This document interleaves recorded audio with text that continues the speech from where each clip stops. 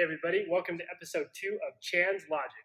Me and Pepe are here to answer all your questions. He's excited and he's gone, so we're going to get this kick started. How do you build camaraderie and show appreciation with your employees?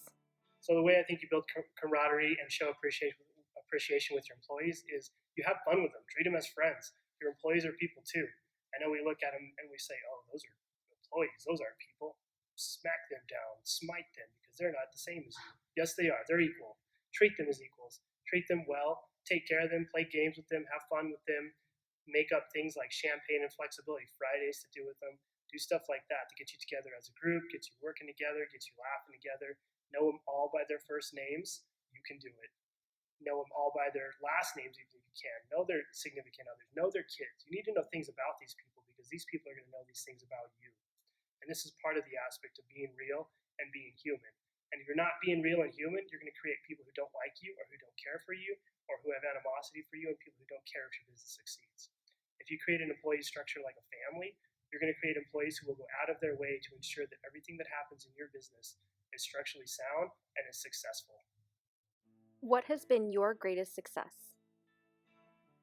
So my greatest success is the fact that I've been able to create an organization where people are right there to help support me. People enjoy being around me, and people want to help me make this, what we've done, successful and great. We've got people who are all around us, and we've been able to create this really cool network of people who maybe not even be involved with what we're doing, but who are always willing to help, who always take the extra effort to ensure that everything is going well for both us and for them. And I think we've created that successful endeavor by just being nice to people. So my motto is you never say no. Always take care of people and always find a way to help them out if they ask. If you say no, no, no, no, then nobody's going to care about you. Nobody's going to want to help you because you don't help anybody else. And so the greatest success that I have, I would say, is the fact that I've been able to be nice to people and to have people around me who want to be nice to me. And that gives me the ability to have a good structure, a good lifestyle, and it keeps me happy because I have such a strong support system. It's less about the money, less about power, and less about all that other crap, and more about the support system you've created and that support system that helps you be successful. How do you find your special purpose? So I get this question a lot. How do you find your special purpose, and how do you find what you want to do in life to make you happy? I think the biggest thing people screw up with this is they hear someone say, oh, you can't do that. There's no money in that. Or you can't do that. That's dumb. You know what's dumb? Listening to those people. They're going to be doing what they hate for the rest of their lives because they think it's the safe thing to do. So what we need to do is avoid the safe thing and do the thing that you enjoy doing because it makes you happy. If you're happy, you're going to be successful because you're going to go out of your way to make what you're doing a strong endeavor. If you're unhappy, you're going to be unsuccessful and you're going to fail because you hate what you're doing and you're never going to actually pursue what you want to do. There is money in anything, and you can make things happen to make money, but you have to be passionate about it and you have to be willing to put in the work in those endeavors. That's why the things that we enjoy doing tend to be the things we're best at. How do you maximize profit on things done outside your daily business, such as seminars or special events? So when we want to maximize profits during special events, seminars, and anything like that, we want to look at a couple things. Number one, is your seminar something that you're really going to make money off of, or is this something that you're going to give information to people to put yourself in place as an influencer? If it's the first one, you may want to think about not charging them and giving the information to people who will then come to you for more information.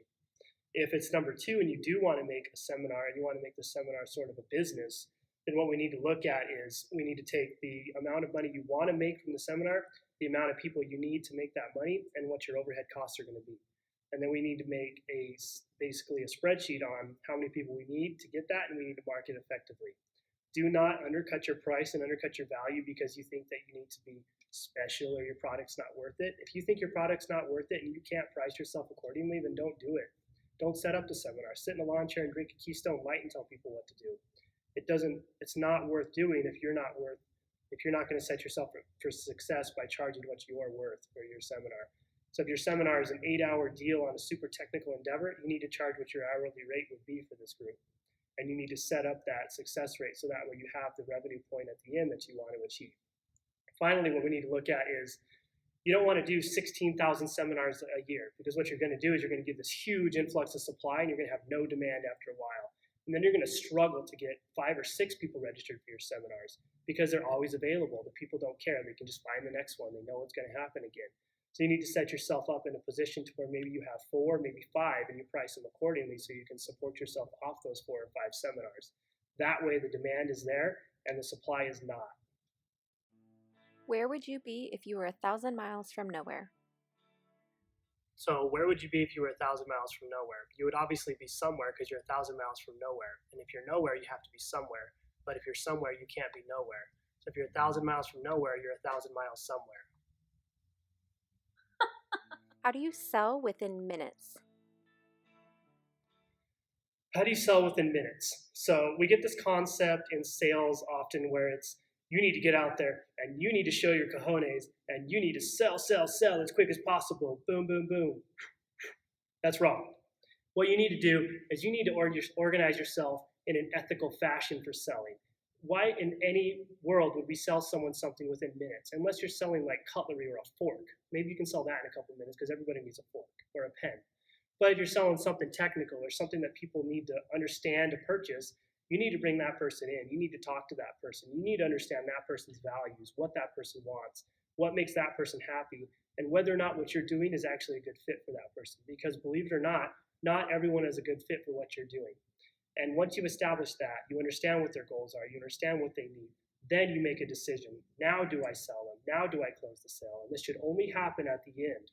You do not want to try to close early or do any of these unethical sales tactics. You need to be sure that these people need your product and they need to be sure that they need you.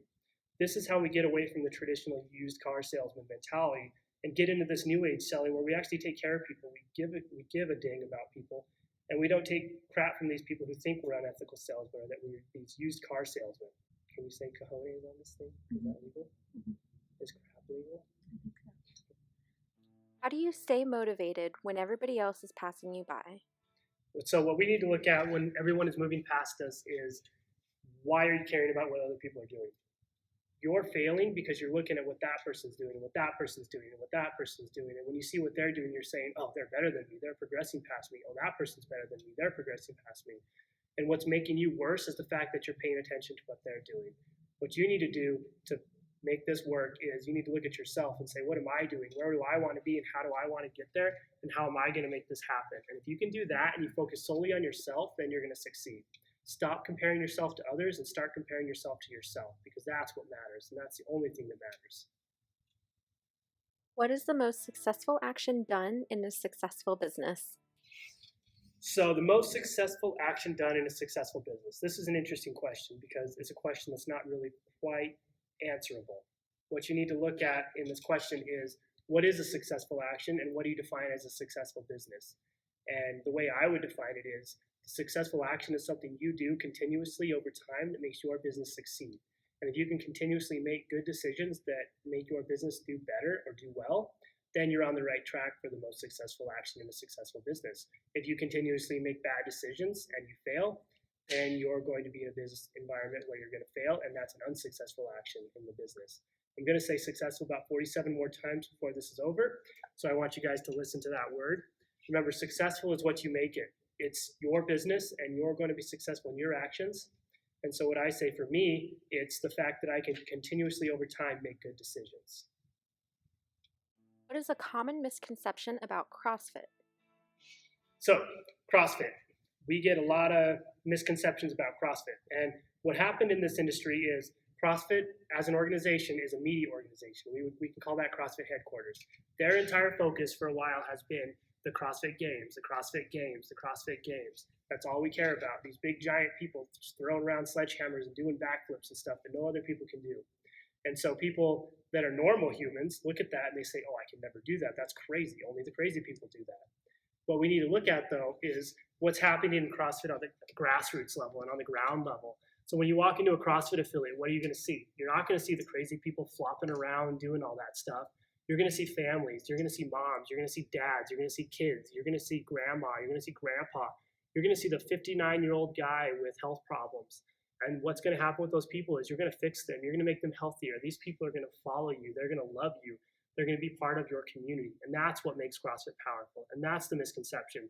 is that it's all focused on crazy big people. It's focused on the human. It's focused on making people better, making people happier, and getting people fit. And it's focused on doing that in a way that's safe and in a progressive fashion. So when you watch the CrossFit Games, know and understand that that is CrossFit at the highest level as a sport. That is not CrossFit at the affiliate level. If you go to a CrossFit affiliate, you're going to get treated well. You're going to walk into a community of all kinds of shapes and sizes. So get rid of your misconceptions and get rid of your ideals that you've created in your head, because that's not what it is. How do you market your business so people will want to listen? All right, in today's landscape, it's fairly easy to ignore advertisements. We got all this blanket stuff out there and all this corporatized, non-human garbage that people are putting out.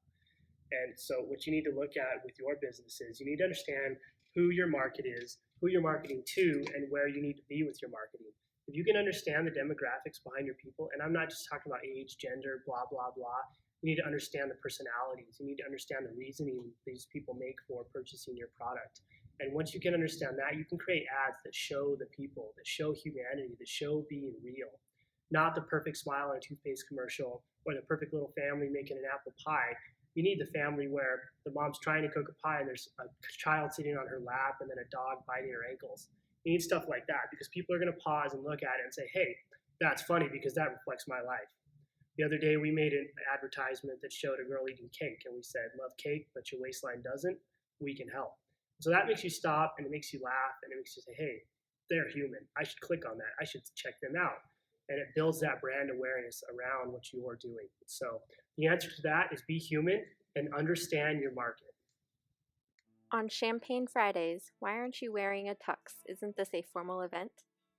That's actually a good point, and I like that. So I think from here on, what we're going to do is we're going to have Champagne and Flexibility Fridays, and we're going to wear tuxedos and other formal attire. Not really a tuxedo t-shirt, because even though that says you're classy, but you're here to party at the same time, I think we're going to go full formal. And I think the only problem that can be created from this is we may potentially rip our pants, and we could create problems with that. So we're going to have to maybe go to the thrift store, buy some clothes that we can destroy, and then we can create formal Champagne and Flexibility Fridays. This could actually bring back a tradition we had a long time ago where we did non-casual Thursdays and we would dress in suits and ties and we would do everything in a suit and tie, including work out for that day.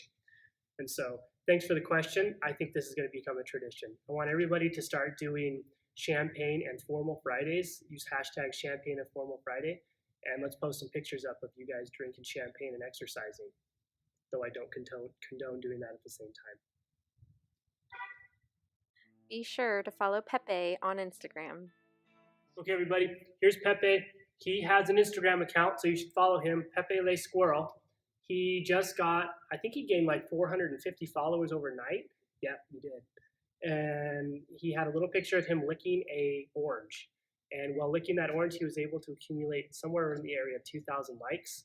So if you're on the Instagram, go follow him, Pepe Le Squirrel.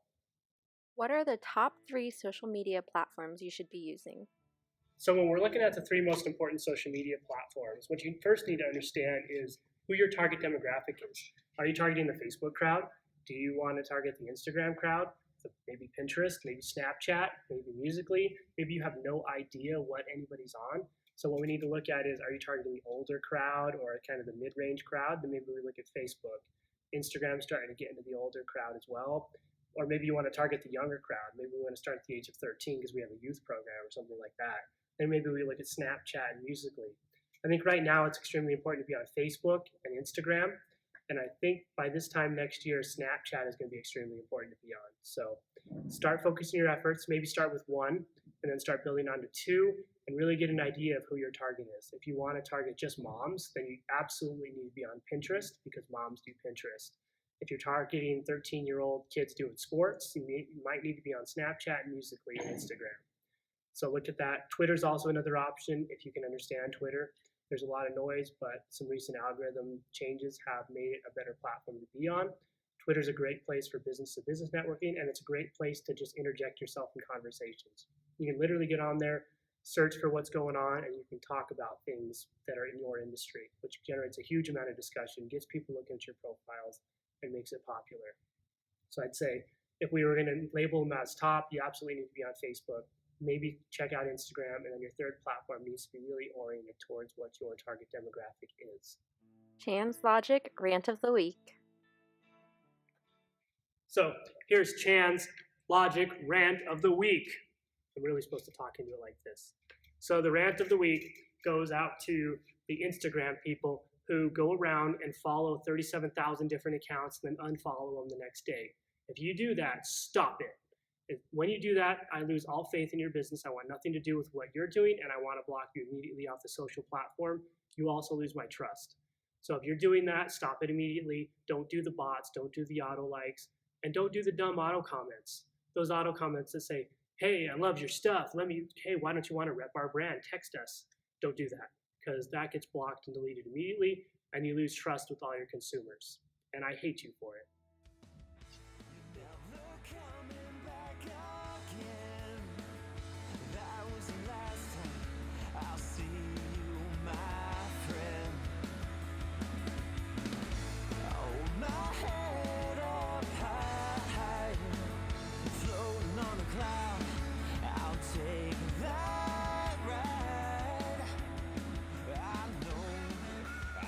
Pepe.